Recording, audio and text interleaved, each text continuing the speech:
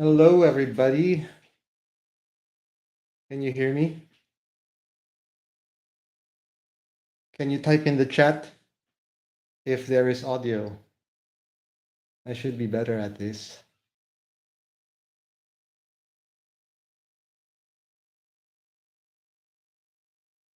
Anyway, while waiting for our friends to come in, I'm going to start heating the water and grinding this coffee. So today's coffee is going to be a Crema and Cream's Rodrigo Sanchez Stout. So I think this is still available. This is one of my favorite coffees from Crema and Cream, one of my favorite local roasters. Be sure to try it. I also like the taste of dark beer, and this really has that.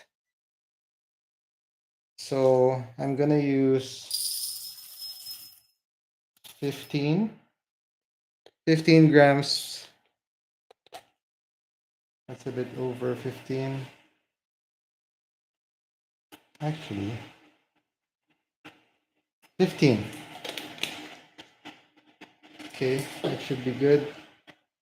At a setting of, okay, this is how we're gonna demo the Beanconqueror app. So I'm gonna start a new brew like this, and I'm gonna look for the bean. So stout, searching for stout.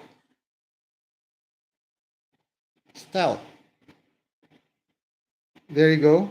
Colombia Finca La Loma Rodrigo Sanchez Catura Stout. This is 120 days, but I keep it in the freezer, so should still be very good.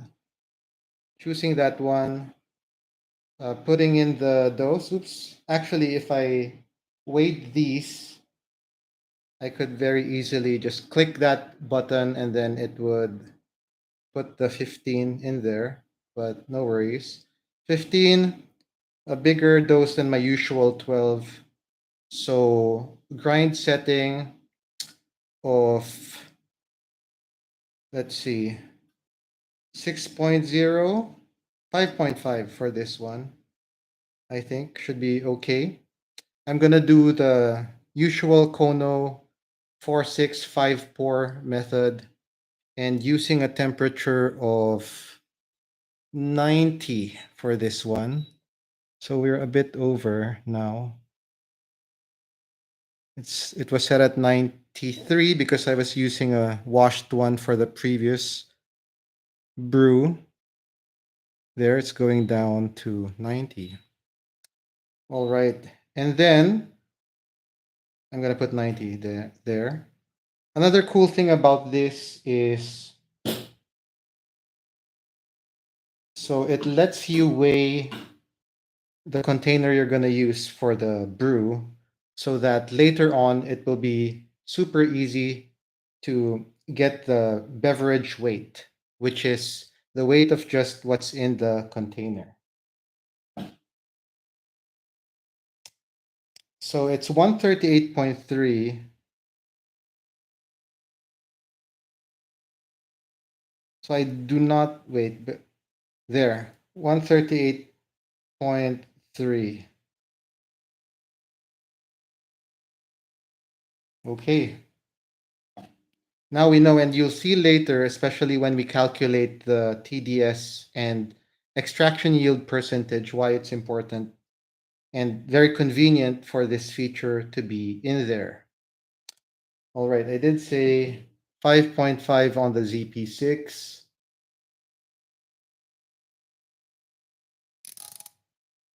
5.5. There it is.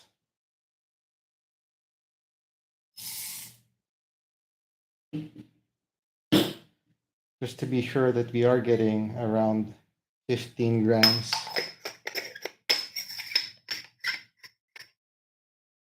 How are you today in the chat, Addy?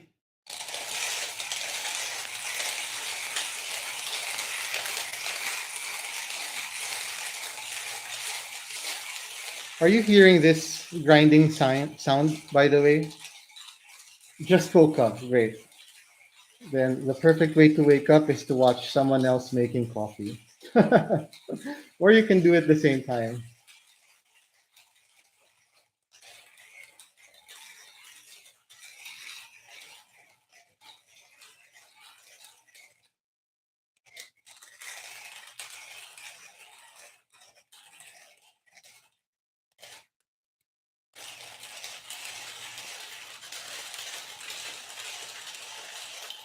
That's taking a while.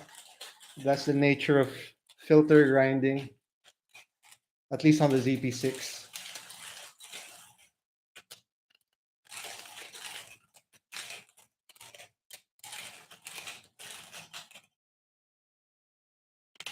How's the clarity of the video, Addy? Mm,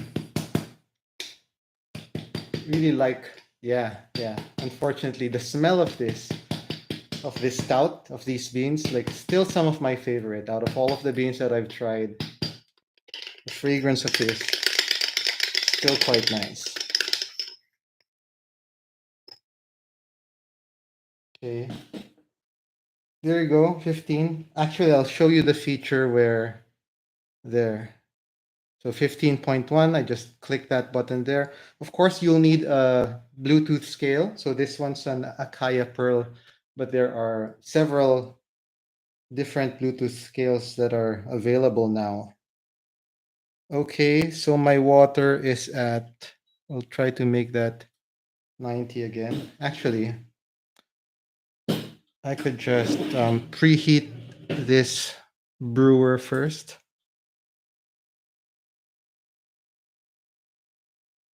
Quite important for the consistency of the brews to always preheat that.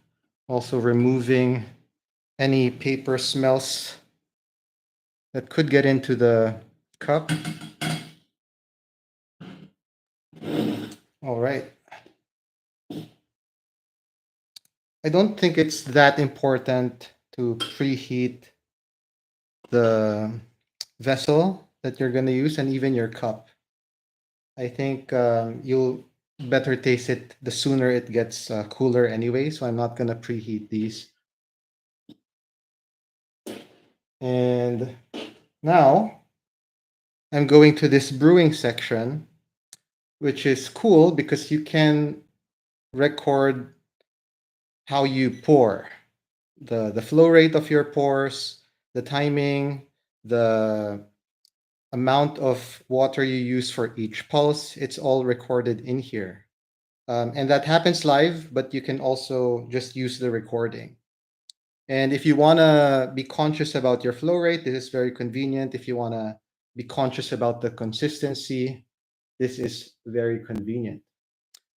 All right, so our water is now at the right temperature. We have our grounds. We're ready to brew. Okay.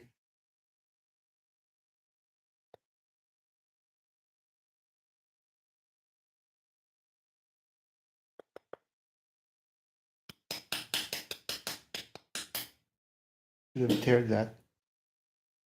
Leveling the bed. Putting this small divot in there, volcano. And here we go. You can see this, hopefully. I'm going to hit play on there. Our pour structure is going to be 5 pours of 50 grams each, like once the bed is about to dry up, or at least visibly. Okay. Starting with 50. Okay, giving this a swirl. Actually, I'll show you how you can spoon excavate, or maybe not. I don't have my WDT tool for wet WDT, but that's fine. Okay, after the bloom, I'm going to be more conscious about slowing down the pour rate. So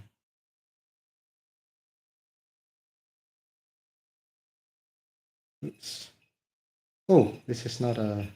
I can go all the way up to 100 now. I thought we were doing 40 grams, but it's 50.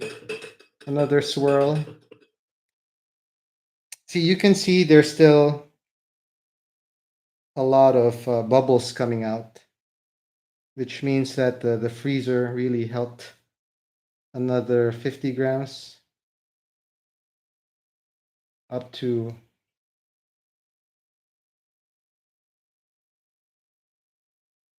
150. Another swirl.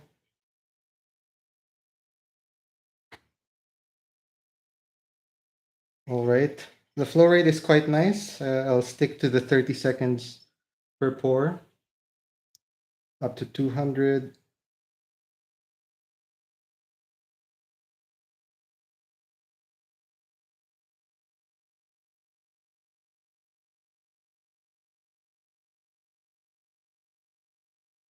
Okay.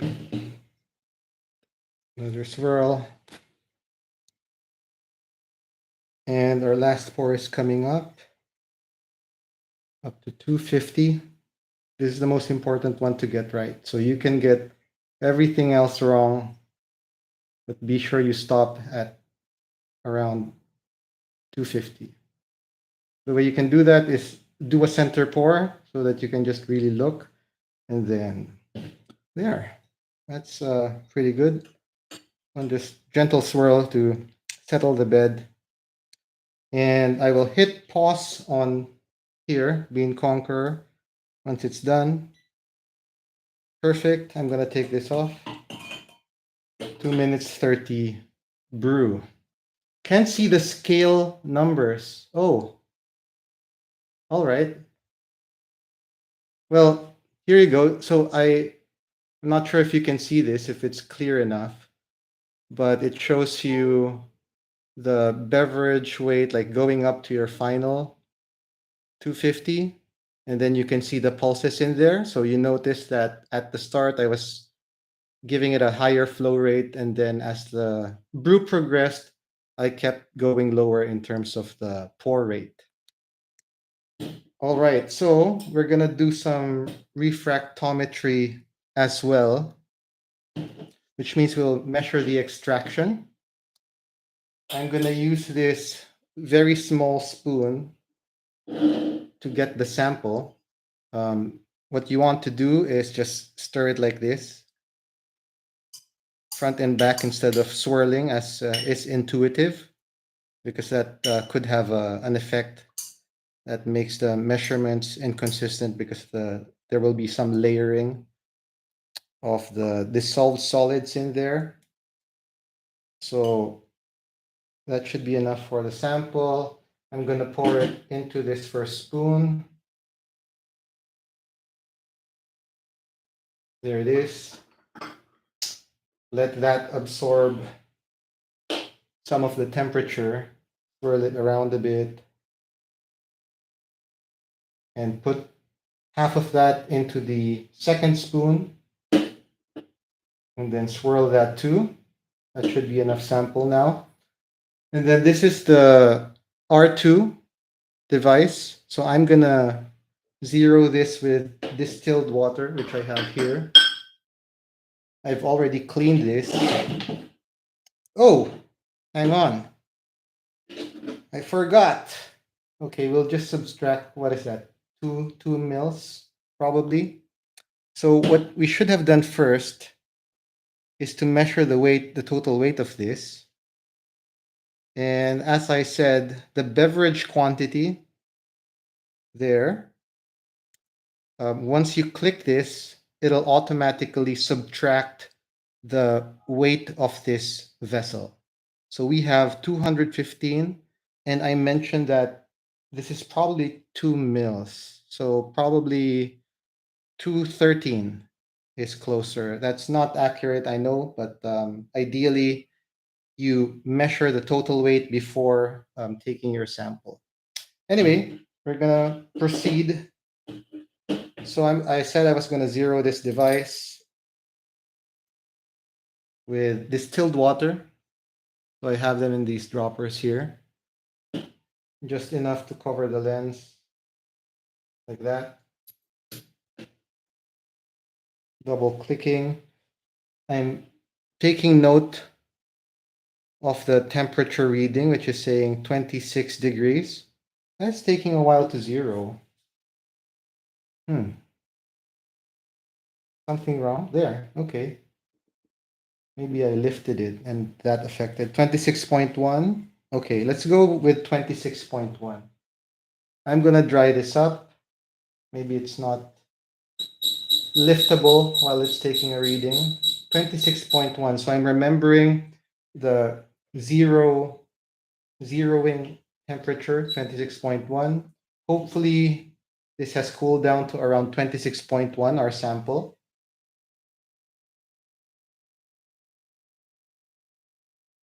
Okay, cover the lens like that. 26.1. Oh, it's still hot. 26.3. All right. It overshot then. This will be less than ideal, but I won't do that whole thing again because, yeah, the point is to show the usual workflow. What would have been ideal was for the temperature to also be 26.1 or 26.2, like within 0.1. So this is within 0.2, which means we're getting even farther. So let's use 1.35. That should have been closer. All right, again, this is not accurate, but the closer to repeatable procedures that you do, the higher your accuracy will become, at least for your own purposes. So 1.35 is what I said. I'm going to input that into Beanconqueror 1.35, and it automatically gave us the extraction yield percentage of 19.04. So I imagine that we could have been at 1.36 if we were closer to the correct temperature, and that will give us like 19.18. So I'll use this one, 19.18%. Now, what does this mean? Like maybe it will be too much for this video to also talk about that. But anyway, as I promised, we're also going to do a demo of the remineralization. So what does that mean? Well, I have my coffee here, which was brewed with just distilled water. So now I can actually mix this like that.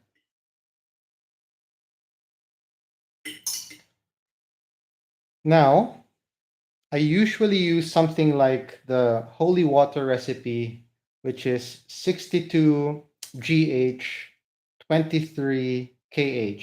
So you can look up what that means. It's basically the hardness and the buffer or alkalinity.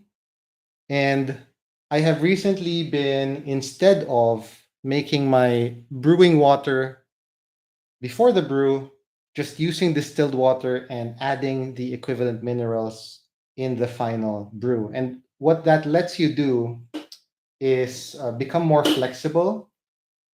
So, for example, buffer, right? So, holy water has 23 worth of buffer. What buffer does is it controls your perception or even the acidity itself of the beverage, and of course that will improve your perception of it. So if it's too acidic, generally you want to increase the buffer. If you find that the acidity is too lacking, then you can decrease or even not add any buffer at all. So that's really up to your taste. Sometimes it's already good, which is, I can take a small sip of this.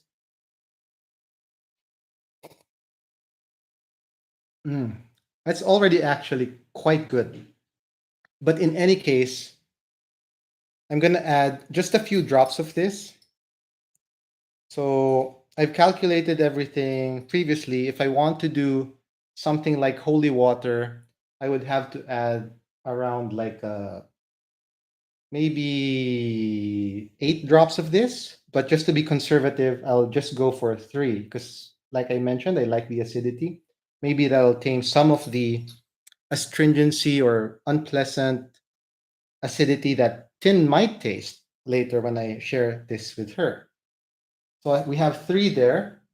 And if I'm sticking to the ratio of holy water, that would be 3 to 1 of GH to KH. So Epsom salt is my combination and source of GH hardness. So I will just multiply that by 3. So if we added 3 drops of that, this will be 9 drops.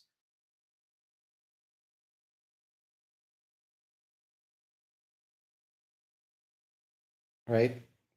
And again, you can be very careful about this. Just add one and then taste it, add another drop and then taste. But I found that this normally works for me. So my workflow is usually like this. So give that a stir. Now you can be as swirly as you want. You're not measuring TDS anymore.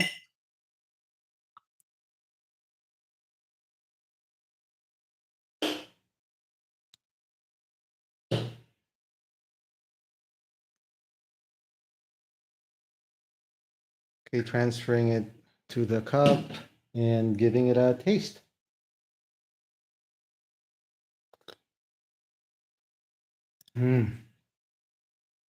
Really good. Still that stout. That I remember you tried this before, Addy, right? It's still very good.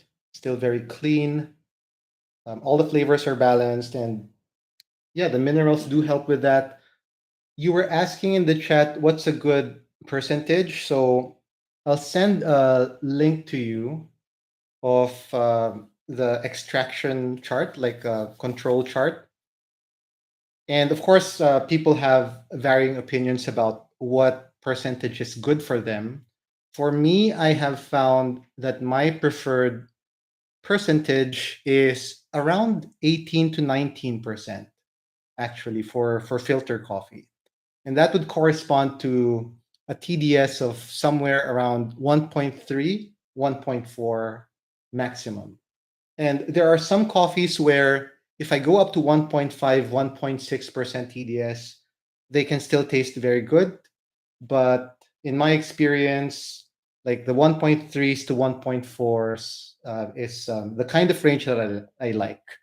And you'll see in the chart that I'll send you later that that would correspond with more acidity, more of those nuanced flavors, not being drowned out by the very strong flavors that could come out at higher TDS readings.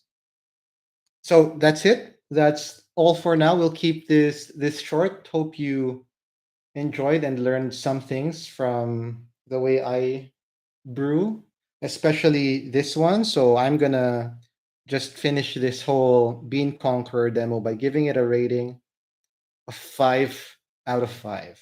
I really like that one. Actually, if I was being, more realistic, I would give it a 4. There's still some room for improvement there, but yeah, we'll give it a 5 for now. For the people in the audience, thank you so much for watching and see you next time.